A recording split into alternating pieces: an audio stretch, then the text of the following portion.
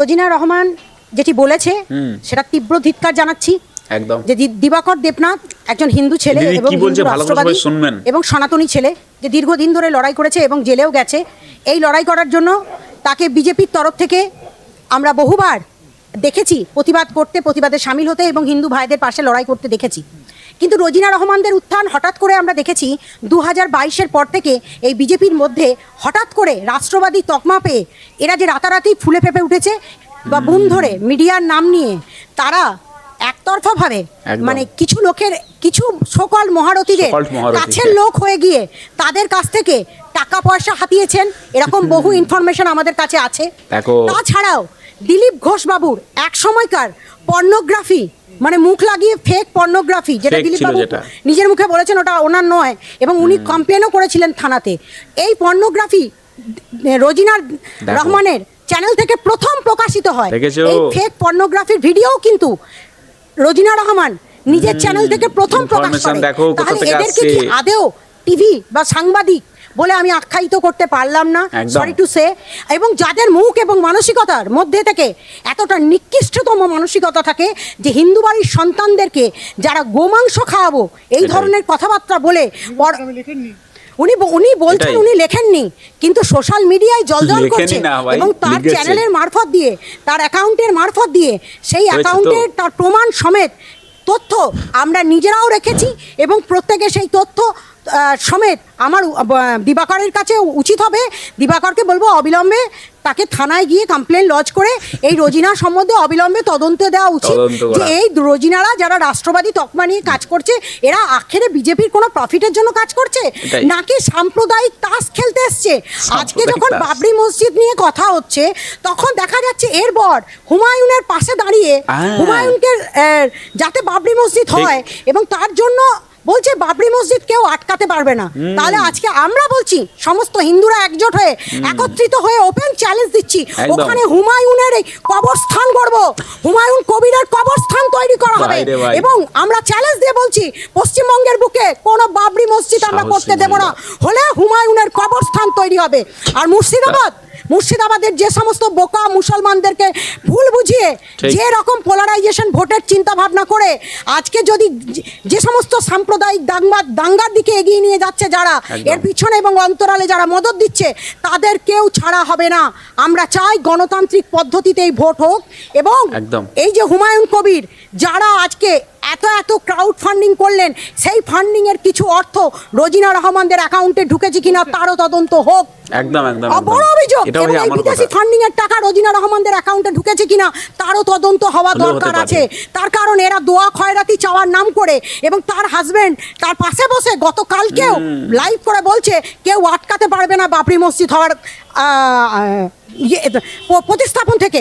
তাহলে আজকে আমরা বলছি বাবরি মসজিদ হওয়া তো দূর কি বাত, ওখানে হুমায়ুন কবিরের কবরস্থান তৈরি করব এবং আমরা চ্যালেঞ্জ নিলাম সমস্ত হিন্দু একত্রিত হয়ে মানে এই লড়াই একটা কঠিন লড়াইয়ের দিকে এগোবে ভবিষ্যতের দিকে এবং আমরাও সমস্ত হিন্দুরা একজোট হয়ে প্রতিবাদ করব। কেমন লাগলো ভিডিওটি আপনাদের? হ্যাঁ, জানি না কেমন লেগেছে, আমার তো ভাই বেশ ভালোই লেগেছে। একদম রোগে একদম চকচকে একদম তাজা খবর যাকে বলে, একদম মানে রোগে তাজা খবর যাকে বলে, মানে এই ভাষাটা আমি শিখলাম আমাদের রোজিনাদির কাছ থেকে। আমাদের রোজিনা বিবি, রোজিনা দিদি, তোমরা যাই বলো, জার্নালিস্ট রোজিনা যাই বলো তোমরা, তো যেভাবে উনি আর কি মানুষের কাছে পরিচিত আছে, যেহেতু উনি বিবাহিত, ওনাকে বিবি বললেও আমার মনে হয় কোনো ভুল হবে না। তো যাই হোক, জার্নালিস্টই আমরা বলবো, কারণ ওনার একটা তকমা তো আছেই যে জার্নালিস্ট, উনি নিউজ করেন। এবার নিউজের নামে অন্য কিছু করলেও ভাই সেটা তো আমরা কিছু বলতে পারবো না, আমরা যদি বলেছি তো ফেস আছে। এবার আপনি যদি নিউজের নামে কাউকে যদি রোস্ট করেন তাও সবাই সেটাও চলবে তোমার নিউজ, ঠিক আছে। এবার নিউজের নামে যদি আপনি কাউকে যদি এক্সপোজ করেন সেটাও ভাই হবে নিউজ, ঠিক আছে ভাই। নিউজের নামে আমি তো দেখলাম নিউজের নামে এখন সবকিছু করা যায়, এখন মানে যে যেভাবে করতে পারে। আগেকার সময় একটা ছিল রোস্টিং ফোস্টিং ব্যাপার ছিল, কিন্তু এখন আমি দেখছি ভাই একটা নিউজ চ্যানেল খুলে যাকে তাকে আপনি চেটে দিতে পারবেন, যার তার আপনার নামে আপনি কুরুচিকর মন্তব্য, যাকে তাকে আপনি পার্সোনাল অ্যাটাক করতে পারবেন। একদমই ঠিক বললাম, কারণ আজকে ভাই যে ঘটনা ঘটছে, আজকে যে ঘটনা আমরা দেখছি, যেই ঘটনার সাক্ষী আমরা আছি, সারা পশ্চিমবঙ্গের মানুষ আছে, যে বাবরি মসজিদ নিয়ে যে বিতর্ক হচ্ছে, সেই বিতর্কে কিন্তু আমাদের রোজিনা দি, জার্নালিস্ট রোজিনা বিবি, সে কিন্তু ভাই কোনো রকমের নেগেটিভ কথা বলছে না। আর রোজিনা বিবির হাজবেন্ড সে কিন্তু ভাই পুরো সাপোর্ট করছে, সে কিন্তু পুরো সাপোর্ট করছে। সে বলছে যে দেখি কে আটকাতে পারে এই বাবরি মসজিদ মসজিদ হওয়া নিয়ে। তাহলে বুঝতে পারছো ভাই যে বিষয়টা মানে একদম পুরো রগরগে খবর, যেটা বলে পুরো একদম তাজা রগরগে। ঠিক আছে, আমরা দেখেছি কিছুদিন ধরেই এই ঝামেলা একটা চলছে, কন্ট্রোভার্সি একটা চলছে, দিবাকর ভার্সেস রোজিনা। এই যে একটা ঝামেলা চলছে ভাই, এই ঝামেলার কবে শেষ হবে তার ঠিক নেই, আর ঠিক হবে কিনা তারও কোনো ঠিক ঠিকানা নেই। কিন্তু ভাই শেষ হোক বা শেষ না হোক সেটা আমাদের কোনো মেন ফ্যাক্ট না। মেন ফ্যাক্ট হচ্ছে যে রোজিনা দিদিকে কি বললো। আজকে আমরা দেখলাম এক বাংলার দিদি, একজন মহিলা, রাষ্ট্রবাদী মহিলা বা একজন বলতে পারেন যে প্রতিবাদী মহিলা, তার ভিডিও আমরা দেখলাম। তিনি যে কথাগুলো বললেন বা যে ঘটনাগুলো তিনি উল্লেখ করলেন, আজকে সেই ঘটনা কিন্তু ভাই একদিনের ঘটনা নয়। যে ঘটনাগুলো তিনি উল্লেখ করলেন 2022 সাল, 2023 সাল, 2021 সাল, 2018 সাল, মানে যেই সালে যে ঘটনাগুলো ঘটেছে, আজকে বিজেপির ছত্রছায়ায় থেকে এই রোজিনা দিদি কিন্তু আজকে এত বড় ইমারত করে ফেলেছে, মানে এত বড় একটা চ্যানেল করে ফেলেছে, তার একটা বড় ফেস ভ্যালু, তার একটা বিশাল জায়গাটা করে ফেলেছে। ঠিক আছে, এমন এমন সময় এসছে যে এই রোজিনা বিবিকে মারার ধুমকি এসছে, মারার হুমকি এসছে ওভার ফোন কলে, বা তার নামে অনেক রকমের ঝামেলার সৃষ্টি হয়েছে। আমরা জানি, আমরা দেখেছি। তখন কিন্তু এই রোজিনাদির পাশে কে ছিল?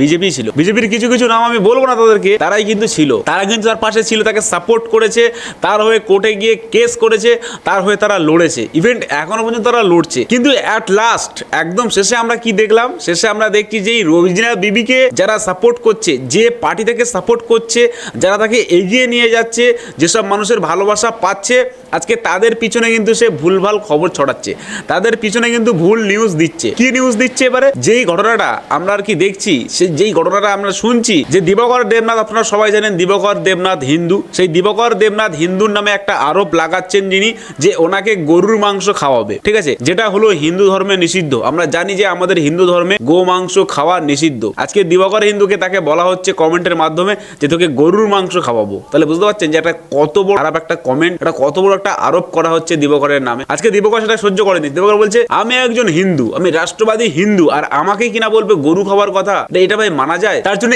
এই নিয়ে তাদের দুজনের মধ্যে হয়ে গেছে একটা সমালোচনা। আর তার মাঝখানে কিন্তু এই দিদির আমরা একটা ইন্টারভিউ দেখলাম, কিন্তু এই দিদি মানে একদম সেই লেভেলে রোজিনাকে পুরো ধুয়ে দিল। ঠিক আছে, অ্যাকচুয়ালি বাংলার মহিলা তারা জানে, তারা বোঝে যে কে বাংলাকে সাপোর্ট করে, কে বাংলাকে প্রমোট করে, কে বাংলার ভালো চায়। আজকে মানুষকে দেখলেই বুঝতে পারবে। এই রোজিনা দিদি কিন্তু ছিল একটা মানে খোলসের মধ্যে। ঠিক আছে, যেমন হয় না শামুক থাকে খোলসের মধ্যে, সেই খোলস থেকে যখন শামুকটা বেরিয়ে যায় আর খোলসটা পড়ে থাকে একটা ব্যাপার। ঠিক আছে, আজকে এই রোজিনা দিদিকে আমরা দেখছি, সে কিন্তু হঠাৎ শামুকের থেকে বেরিয়ে তার আসল রূপটাকে দেখিয়ে দিচ্ছে। আমরা সবাই কিন্তু আশা করেছিলাম যে এই দিদির কাছে একটা খবর সে করুক, একটা খবর সে বলুক, হুমায়ুন কবিরকে নিয়ে বা এই বাবরি মসজিদ নিয়ে সে একটা নেগেটিভ খবর করুক, বা একটা নেগেটিভ একটা তো নেগেটিভ কথা বলা যেত, কিন্তু সে বলেনি। সে তো একবার বলতে পারতো যে হুমায়ুন স্যার বা হুমায়ুন কবির, আপনি এই যে এই মসজিদটা করছেন, কেন করছেন?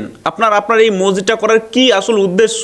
কেন এই মসজিদটা কি অন্য নামে করা যেত না? এরকম ধরনের কোশ্চেন আমরা তার থেকে শোনার ইচ্ছা করেছিলাম। কারণ সে একজন জার্নালিস্ট, সে একজন নিউজ রিপোর্টার, সে সব জায়গায় যেতে পারে, তার সব জায়গায় অ্যালাউ আছে। সে সেখানে গিয়ে সে কিন্তু কোশ্চেন করতে পারতো, বাট সে কিন্তু করেনি। সে সেখানে গিয়ে আরো উচ্ছ্বাসিত হচ্ছে, সেখানে গিয়ে আরো উৎসবে মেতে পড়ছে, সেখানে গিয়ে মানুষের সঙ্গে একটা বেশ একটা অন্য রকমের জোশ চলে আসছে তার মধ্যে আমরা দেখতে পাচ্ছি। সে বলছে হ্যাঁ হবে না কেন, যখন রাম মন্দির হয় তখন আমরা কিছু বলি না, তখন আমরা গিয়ে রিপোর্ট করি, তখন কোনো অসুবিধা হয় না। এখন মসজিদ হচ্ছে, এখন আমরা এখানে এসে রিপোর্ট করছি, আপনাদের কি প্রবলেম আছে? এই হচ্ছে তার কথা। কিন্তু ভাই মেন প্রবলেম ওটা না। রাম মন্দির আর এই মসজিদ এইটাকে এইভাবে সেইভাবে কম্পেয়ার করলে হবে না। রাম মন্দির হয়েছে ভাই কোর্টের নির্দেশে, আর এই মসজিদটা হ্যাঁ আমি জানি বলবে যে এটাও কোর্টের নির্দেশে হচ্ছে, কিন্তু ভাই যে নামটা বিতর্কিত সেই নামটা নিয়ে এটা করা উচিত নয়, বা সেই নামটা চেঞ্জ করা। আপনারা তো শিক্ষিত ফ্যামিলি, আপনারা তো শিক্ষিত ফ্যামিলি থেকে বিলং করেন, আপনারা তো শিক্ষিত সমাজের লোক, যারা শিক্ষিত সমাজের লোক, যারা শিক্ষিত সমাজের মুসলিম আছে, তাদের তো ভাই মাথায় এটা আসবে, একবার না একবার তো আসবে। আজকে এই বাবরকে কেন আমরা বারবার ডেকে নিয়ে আসবো? আমরা অন্য কাউকে নিয়ে আসি না, অন্য কাউকে নিয়ে এসে এই মসজিদটা করি না। কি প্রবলেম আছে? আমরা কেন বড় ধরনের একটা মসজিদ করি, বিশাল কিছু করি? বাবরি মসজিদকে কেন্দ্র করে হুমায়ুন কবির একটা বড় ছক কষে চলেছে, বিশাল বড় ছক, যে ছকটা আমি কিন্তু এক্সপোজ করে দিয়েছি অলরেডি, আপনারা গিয়ে আমার ভিডিওতে দেখবেন। সে কিন্তু বলছে যে আজকে বাবরি মসজিদকে সামনে রেখে আমি 2026 সালের যে নির্বাচন হবে সেই নির্বাচনে আমি আমার ক্ষমতাকে দখল করব। ঠিক আছে, আজকে আমি এটা বলতে পারি, যদি বাবরি মসজিদের মতো কোনো রকমের যদি মুর্দা না নিয়ে আসতো, তাহলে সে কোনোদিন না তার নতুন পার্টি তৈরি করতে পারতো, না সে কোনোদিন নির্বাচনে দাঁড়াতে পারতো। তার সেইটুকু ক্ষমতা কিচ্ছু ছিল না।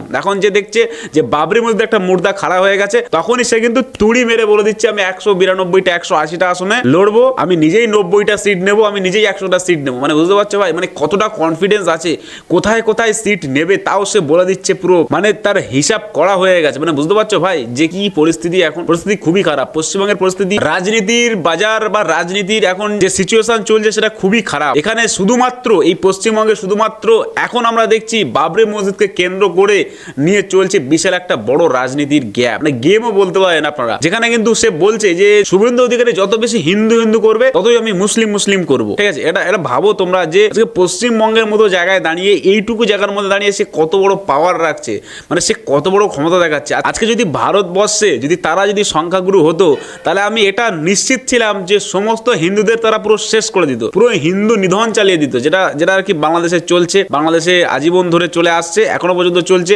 হিন্দু নিধন। এখানেও কিন্তু ভাই সেটাই হতো। আর এটা আমি বলে দিচ্ছি, পশ্চিমবঙ্গে আগামী দিন প্রচুর কালো দিন আসতে চলেছে। কারণ এই হুমায়ুন কবির জিতবে, সে ভোটে দাঁড়াবে, সে জিতবে, জেতার পরে তখন দেখবেন যে সমস্ত হিন্দুরা রাষ্ট্রবাদী হিন্দু আছে বা যারা আজকে হিন্দু হিন্দু করে, তাদেরকে কিন্তু ভাই প্রচুর একটা খারাপ জায়গায় চলে আসবে। হয়তো তাদেরকে আমরা খুঁজেও পাবো না, রাতারাতি তারা সব গুম হয়ে যাবে। হয়তো দেখবেন আজকে সকালে দেখছেন, কাল রাতের পরে গিয়ে কাল সকালে তাদেরকে দেখতে পাবে না, তারা রাতারাতি গুম হয়ে যাবে। হ্যাঁ ভাই, এটাই হবে। আর যারা সেকুলার মেকুলার মাল আছে তারাই কিন্তু ভাই বেঁচে যাবে। কিন্তু আমি একটা কথা বলতে চাই যে মেকুলার মাল, এই যে মেকুলার পন্থী, আপনারা যে ভাবছেন যে আপনারা বেঁচে যাবেন, এরকমটা না। শুধু গরু খেলেই যে আপনারা হুমায়ুন কবিরের সঙ্গে মিশে যাবেন, এরকমটা না। হুমায়ুন কবির একটা এমন জিনিস, সে এমন একটা জিহাদি মস্তিষ্কের লোক, সে কিন্তু সেই বাবরের মতো জিহাদি মস্তিষ্কের লোক। সে কিন্তু ভাববে যে আজকে এই মেকুলার মাল, সে কিন্তু হিন্দুদের হয়নি, এ মুসলিমেরও হবে না, কাজে একে সমাজ থেকে হটাও, একে করে দাও। ঠিক আছে, এই হচ্ছে ব্যাপার। তাই আমি মেকুলারদের বলবো যে মেকুলার ভাই, এখনো কিন্তু সময় আছে। যতই তোমরা জিহাদি ভাইয়ের সঙ্গে থাকো, যদি তোমরা তার পাশে থাকো, তাকে সাপোর্ট করো, একটা সময় কিন্তু আসবে যখন সমস্ত হিন্দু শেষ হয়ে যাবে, তখন কিন্তু তোমাদের পালা আসবে, এটা শিওর। হয়তো হিন্দুরা থাকবে না, হয়তো হিন্দুদের উপর অত্যাচার হবে,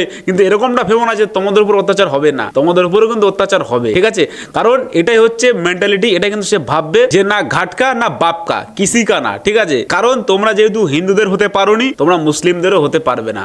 তোমরা হচ্ছে এই সমাজের মিডল পয়েন্টের মাল, তোমাদেরকে সবসময় ওই তকমা লেগে থাকবে মেকুলার মাল। তো মেকুলার মাল তোমাদের কিন্তু ভাই অবস্থা খুব খারাপ হতে চলেছে 2026-এর পরে। এবার দেখে নিও ভাই তোমরা কাকে সাপোর্ট করবে, কান তলে যাবে, কাকে ভোট দেবে, তোমাদের ব্যক্তিগত ব্যাপার। আর সেই সঙ্গে দেখবে আজকে ভিডিও আমি এখানে শেষ করবো। ভিডিওটি ভালো লাগলে অবশ্যই ভিডিওটি একটা লাইক করবেন আর চ্যানেলটাকে ভাই সাবস্ক্রাইব করবেন। দেখাবো একটা পরবর্তী ভিডিওতে। ততক্ষণ সময় ভালো থাকবেন, নিজেদের খেয়াল রাখবেন, ভারতকে ভালোবাসবেন, বাংলাকে ভালোবাসবেন। অবশ্যই বাঙালি হলে বাংলাকে নিয়ে গর্ব করবেন। অবশ্যই কিন্তু জয় বাংলা, ভারত মাতা কি বলবেন।